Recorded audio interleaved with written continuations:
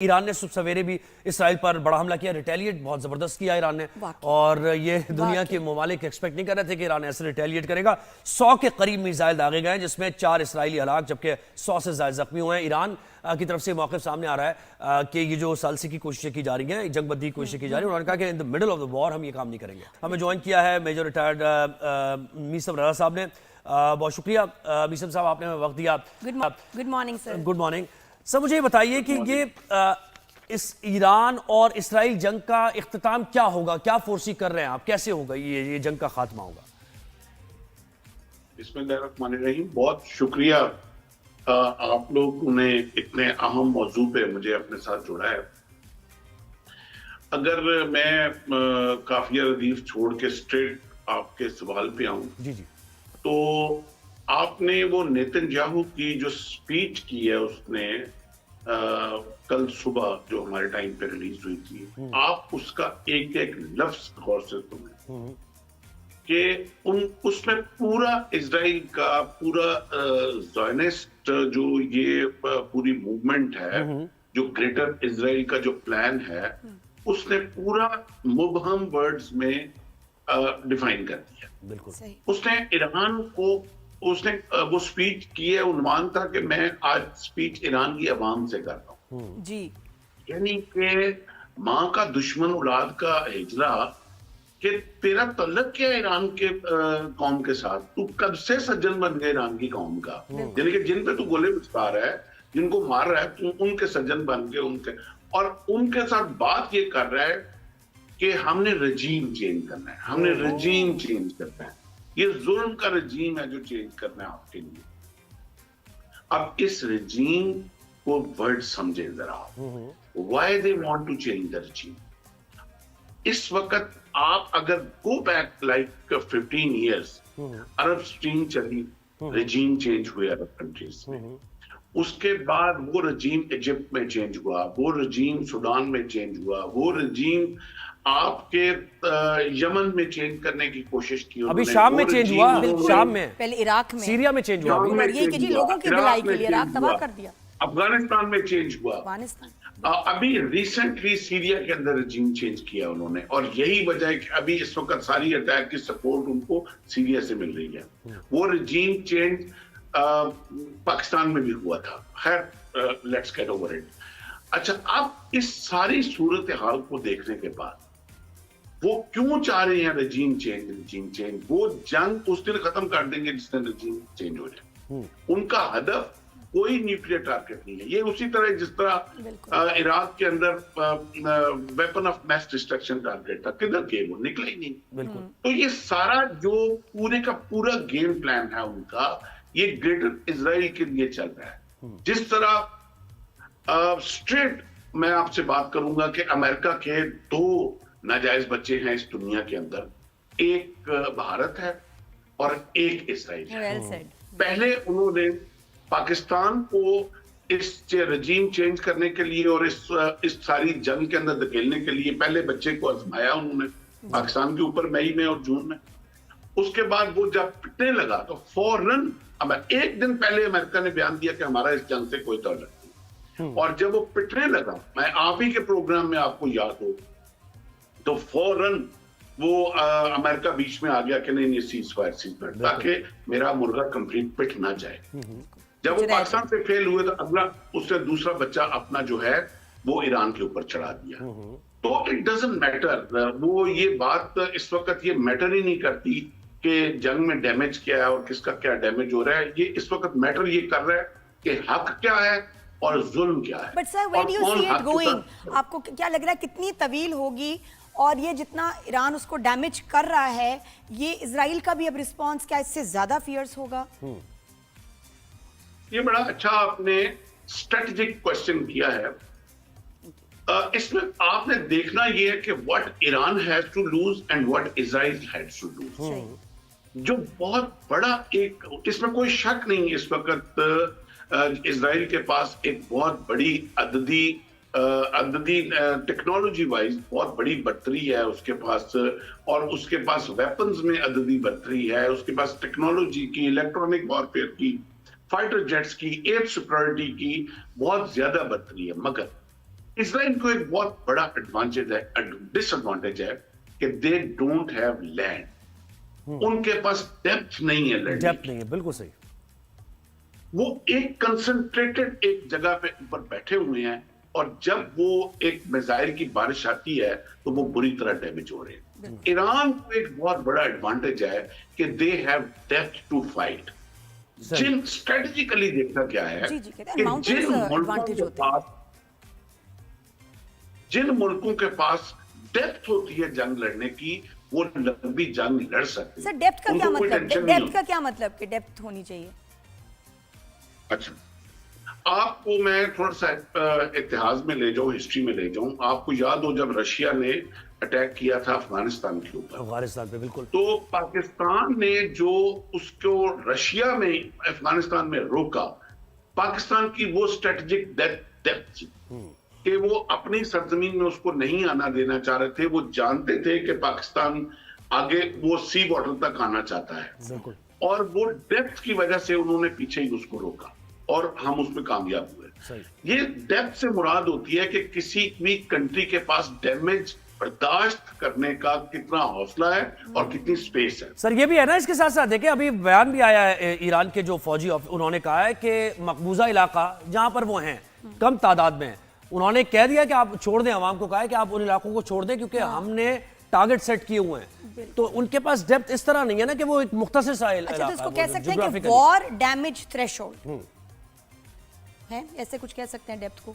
फरमाइए किसी सर। मुल्क का कितना थ्रेशोल्ड है उसके डैमेज को बिल्कुल लेने का? बिल्कुल ऐसे कह सकते हैं कि ये डैमेज बर्दाश्त करना कितना हौसला है और कितनी उसके अंदर Resources उनके है। अंदर गुंजाइश है। सही, इसको आप डेप्थ कह सकते हैं। ठीक है सर, सही कहा। कि इजराइल के पास, इजराइल ने तो आज तक दुनिया ने सिर्फ इजराइल को गोले बरसाते देखा है मजलूमों पे, निहत्तों पे। इजराइल की आवाम ने तो आज तक गोले बरसते देखे नहीं है। बिल्कुल। देखें, एक आपने कौमों के बीच में जब फर्क देखना है ना, तो आप ये देखें कि जब इजराइल ने इतना बड़ा अटैक किया और तमाम फर्स्ट टीयर उनकी जो थी लीडरशिप की वो मार दी उन्होंने, लेकिन जब ईरान ने इजराइल के ऊपर अटैक किया तो उसके बाद आज तक 2 दिन हो गए हैं, ईरान की पूरी कौम सड़कों के ऊपर सेलिब्रेट कर रही है, बिल्कुल। और उनकी हर मस्जिद में नमाज के अंदर तादाद जो है वो 10 गुना बढ़ गई है बिल्कुल। जमात के साथ। जबकि इजराइल की कौम इस वक्त 2 दिन से बंकर्स के अंदर है, और उनका जो नेतन्याहू है वो मुल्क छोड़ के भाग नहीं, अवाम भी भाग रहे हैं सर, फ्रांस भाग रहे हैं, बहुत से ये रिपोर्ट बात देख रहा हूं। सही है कि नेतन्याहू भाग गया है? नहीं, वो एक रिपोर्ट आ रही है, मुतजाद आपको इत्तलात क्या है, लगता है? लेकिन अवाम नेतन्याहू भाग भाग चुका हूं। जी जी जी जी। क्या कह रहे हैं? नेतन्याहू भी भाग चुका हुआ है। वो पहले तो उधर से स्टेट वो चूंकि हमारे पास वो एयर ट्रैकिंग रडार्स होते हैं, तो वो पहले ग्रीस गया, उधर से ग्रीस से आगे किधर टेक ऑफ करके गया वो उसकी इतला नहीं है, लेकिन ये कंफर्म है कि वो भाग चुका हुआ है। अब ये जंग मैं ये देख रहा हूं कि थोड़ी सी अभी प्रोलॉन्ग चलेगी, लेकिन इसके प्रोलॉन्ग चलने के एक बहुत बड़े नुकसान जो हैं वो पूरे रीजन के ऊपर आएंगे। बिल्कुल। वो ये तो बहुत छोटी चीज है कि प्राइस हाइक, ऑयल प्राइस, ये वो नहीं है। ईरान एक अरसे से एक एनरिचमेंट प्रोग्राम चला रहा है यूरेनियम का। वो 70 to 80% तक एनरिचमेंट ले जा चुका हुआ है। 90% पे जाके वो वॉर हेड के तौर पे यूज हो सकता है। अब ईरान को बहुत थोड़ा सा टाइम चाहिए उसकी कंप्लीट एनरिचमेंट के लिए। जिस दिन ईरान को इन्होंने सफोकेट करने की कोशिश की, जिस दिन ईरान को इन्होंने बंद गली में धकेलने की कोशिश की, ईरान हत्तल वसा कोशिश करेगा लास्ट ऑप्शन पे ना जाए, बट मरता क्या ना करता, जिसने अपने सर्वाइवल के लिए इंसान ने इस वेपन का मकसद ही यही है, अपनी प्रोटेक्शन। और ये तो एक्सेप्ट भी किया ना इसराइल ने कि उसने, नेतन्याहू ने यही तो जस्टिफिकेशन दी कि ये चंद हफ्तों में या चंद महीनों में ईरान ये अचीव कर लेता न्यूक्लियर वेपन्स, इसलिए हमने अटैक किया। वो तो उसने एक्सेप्ट भी किया ये बात। और ये सर यहाँ वैसे भारत का भी रोल समझ नहीं आ रहा, क्योंकि बड़े ये इनके टाइज हैं जो हैं बिजनेस टाइज हैं, बड़ा नुकसान भी है इस वॉर की वजह से भारत को, क्योंकि जो इनकी वही बात है बिजनेस टाइज हैं। उनका क्या रोल है? अभी कोई सपोर्ट तो कोई नजर आ नहीं रही भारत की ईरान के लिए। देखिए नादिया, ये आपने बड़ी अच्छी बात की है। ये पिछले 40-50 साल से मुसाद का और रॉ का आपस में एक रिश्ता है, वो संदूर का रिश्ता है। और इनकी आपस में जो नेक्सस बनी हुई है, अभी मैं थोड़ा सा आपको 1 मिनट लूंगा, अगर if you go back to the history, तो इजराइल का पहला प्राइम मिनिस्टर था, उसका नाम था Ben Gurion, David Ben Gurion. ये नाम याद रखिएगा। उसने on the floor of house 1967 में इजराइल की असेंबली में खड़े होकर कहा था कि दुनिया में हमारा एक ही दुश्मन है और वो पाकिस्तान है, और पाकिस्तान को हर सूरत हमने खत्म करना है, और उसको खत्म करने के लिए बेस्ट पेंसोबेला जो हम यूज कर सकते हैं वो भारत है, और हमें अपनी मैक्सिमम टाइज इंडिया के साथ बढ़ा के पाकिस्तान को खत्म करने के लिए हर सूरत इसके लिए कोशिश। ये ऑन रिकॉर्ड है, यूट्यूब पे है, गूगल पे है, डेविड बेन गुरियन की स्पीच। उसके बाद 67 से लेके आज तक इनका आपस में एक संदूर का रिश्ता बना, और उस संदूर के रिश्ते के तहत with the interest of common enemies, और एनिमी कॉमन कौन है, वो पाकिस्तान है। इस वक्त ईरान के मामले में इस वक्त भारत जो है वो बड़ी डिप्लोमेसी के साथ उनके साथ चल रहा है, क्योंकि भारत बहुत ज्यादा ईरान के साथ बिगाड़ना भी नहीं चाहता, जबकि ईरान ने बड़ा क्लियर स्टांस लिया था पाकिस्तान और इंडिया की जंग में पाकिस्तान के साथ खड़े हो गए। लेकिन वो बनिए की साइकोलॉजी ये है कि वो नेबरहुड में ज्यादा पंगा नहीं करता, वो जोर का मुक्का मुंह के ऊपर बहुत डरता है। जी जी। मगर इजराइल के साथ उसकी टाइज इस वक्त बिजनेस, जो कल हीफा में जो मिसाइल मारे हैं उसमें इतलात हैं कि अडवाणी साहब का कोई 34 मिलियन डॉलर का जो सामान खड़ा था वो सारे का सारा जल गया है। तो अब रिफाइनरी भी उनकी जल गई है हीफा में। कल बहुत बड़ा डैमेज हुआ कल वाले अटैक में। आज वाला जो सुबह अटैक हुआ है इसके डैमेज सर, लेकिन देखिए ये तो कंसर्न्स हैं। जब दूसरी जंग अजीम भी हुई तो 1 बाय 1 सारे ममालिक उसमें कूद पड़े और मतलब हुआ कुछ ऐसे माहौल ऐसा बना कि सारी चीजें हो गई। लेकिन मुझे जरा मिडिल ईस्ट का किरदार बताइएगा।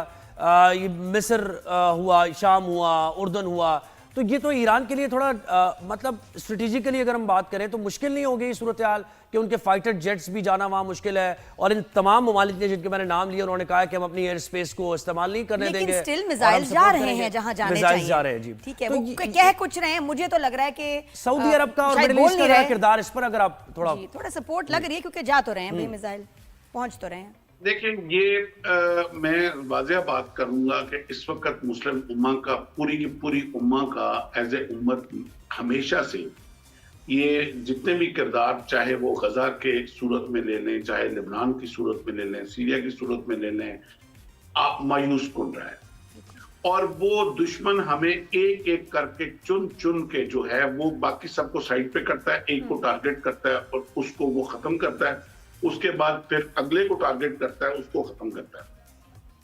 मैं इस पे जो किरदार है इस वक्त अरब कंट्रीज का और मुस्लिम उम्मा का, उस पे एक मुझे नवाबजादा नसरुल्लाह खान साहब का एक शेर याद आ गया, वो मैं ना पढ़ूं तो बात ना मुकम्मल रहेगी।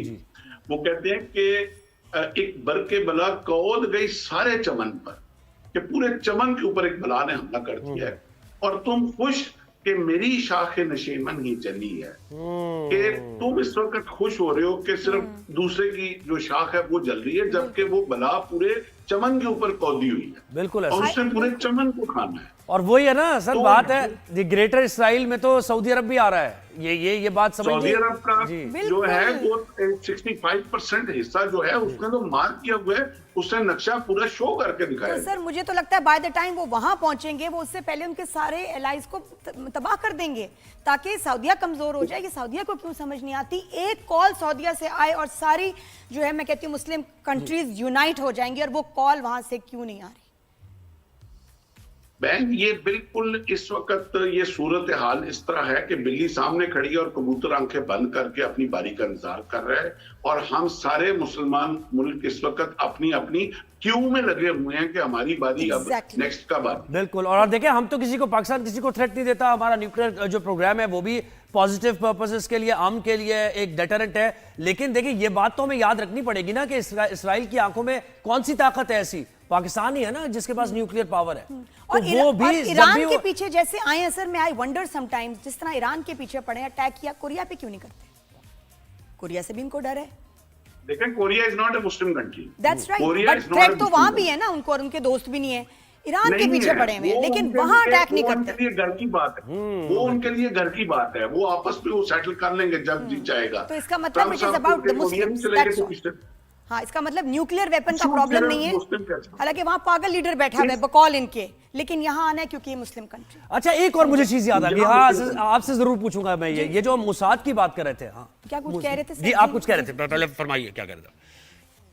इस वक्त इजराइल का वो दुश्मन है जो कलमा पढ़ता है अशहदु अन ला इलाहा इल्लल्लाह व अशहदु अन्ना मुहम्मद रसूलुल्लाह, दैट्स इट। सही, बिल्कुल सही। जो अच्छा, मुझे वो शख्स चीज याद भी आई, और हाँ जो मुल्क इस कलमे पे बिलीव करता है वो इजराइल का वो दुश्मन दुश्मन सही है। कह रहे हैं। अच्छा, मुझे वो हम इंट्रो में भी बात कर रहे थे अपने कि वो मुसाद ने जिस तरीके से पेनिट्रेट किया है, ये एक बड़ी आपने यानी देख के आपने सोचा भी होगा कि एक बड़ी इसके लिए स्ट्रैटेजी चाहिए कि आप वेपन्स भी ला रहे हैं डिसमेंटल करके, और 10 साल तकरीबन ये प्लान है जिसपे हमले के बाद पता चला कि कितना सक्सेस इसको मिली है और प्रिसिशन से अटैक हुए हैं। इसको आप कैसे देखते हैं सर?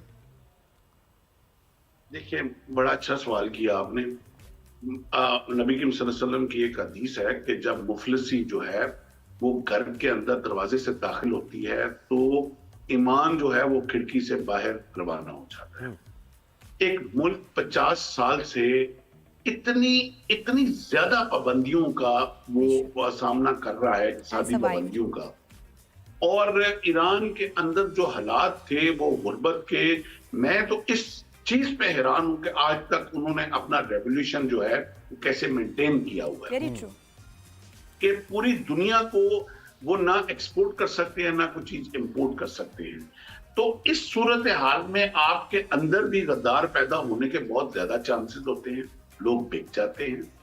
फिर इस सूरत में किसी भी बाहर के मुल्क की एजेंसी के लिए उस मुल्क के अंदर ऑपरेट करना बड़ा इजी हो जाता है, स्पेस मिल जाती है। बिल्कुल सही बात है। फिर और जब स्पेस मिल जाती है, जब मुल्क इकोनॉमिकली क्रंच हो रहा होता है, तो उस वक्त उस स्पेस का फायदा दुश्मन की वो एजेंसियां उठाती हैं। बिल्कुल, जो मुझे तो वहाँ लगता है पूरा कि ये जो अपना नेटवर्क भारत के साथ प्रोजेक्ट्स थे उसकी वजह से भी बड़े लोग उनके थ्रू आए होंगे यहाँ, तो इन्होंने खुद भी आने दिया होगा, इनको पता ही नहीं होगा, बिकॉज भारत के साथ तो चल रहे हैं, बड़े प्रोजेक्ट चल रहे हैं जी, टर्मिनल भी बन रहा है और भी बड़ा कुछ। इन्होंने अपना चाबहार का जो पोर्ट का प्रोजेक्ट था वो भारत को जब दिया, तो 1 साल बाद जब कतर के अंदर, आपको याद हो, कतर के अंदर भी मोसाद के 70 एजेंट्स पकड़े गए थे जो सीनियर पोस्टों में बैठे हुए थे कतर में। तो जब वो पकड़ा तो कतर ने फिर इंटीमेट किया ईरान को, और ईरान ने $4 बिलियन का चाबहार का प्रोजेक्ट उसी वक्त कैंसिल किया भारत के साथ। बिल्कुल, मुझे लगता है कि जड़ें कमजोर की हैं भारत से हुई हैं। सर ये एक और बस लास्ट बात बता दें, ट्रंप का रोल, क्योंकि रोज हम सुबह उठते हैं एक नई स्टेटमेंट होती है, रोज एक नया रूप, एक नया कैरेक्टर। रशिया से भी कह रहे हैं कि वो किरदार अदा कर रहे हैं। कंफ्यूजिंग, आपकी कोई पॉलिसी चीज एक है ही नहीं। मैं साथ नहीं दे रहा, आज मैं साथ दे रहा हूं, देखो अगर आपने कुछ ऐसा किया तो हम वो जवाब देंगे, तो इस्राइल हमला कर देगा, ये भी कह चुके हैं वो। ईरान को धमकियां, फिर ये कि हम इजराइल के साथ अभी नहीं इन्वॉल्व हैं, साथ नहीं दे रहे, रोज ही कोई नहीं आ रही होती है बात समझ। तो एक्चुअली आपको क्या लगता है ट्रंप प्लान क्या कर रहा है? एक बिल्कुल आम लैंग्वेज में इसका जवाब दूं, ट्रंप वो कानून की कच्ची सांस है मोहल्ले की, जिसको जो कोई आके बात सुनाता है उसके ऊपर वो अपनी स्टेटमेंट डाल देता है। You think he is actually that silly, या ये कि वो बहुत एक्स्ट्रा जीनियस है? Actually he is the lost man. ये लोगों को बहुत ज्यादा इब्हाम है। सही बात है कि या तो जीनियस है या कंफ्यूज है। कोई बहुत बड़ा स्ट्रेटजिस्ट है, ट्रंप को जो बात करता है उसके पीछे 100 मीनिंग हो, ऐसा कुछ बगैर कॉन्फिडेंस में लिए इसराइल ने हमला कर दिया। सर आप समझते हैं कि बगैर यूएस को या ट्रंप को बताए बगैर ये हमला हो गया ईरान पर, ऐसा हो सकता है? नहीं, ऐसा नहीं, ऐसा नहीं है, ऐसा नहीं है। उन्होंने ये नहीं कहा कि हमें बगैर बताए उन्होंने हमला किया। They are part of the strategy. देखिए, उनके सिस्टम बड़े स्ट्रॉन्ग है।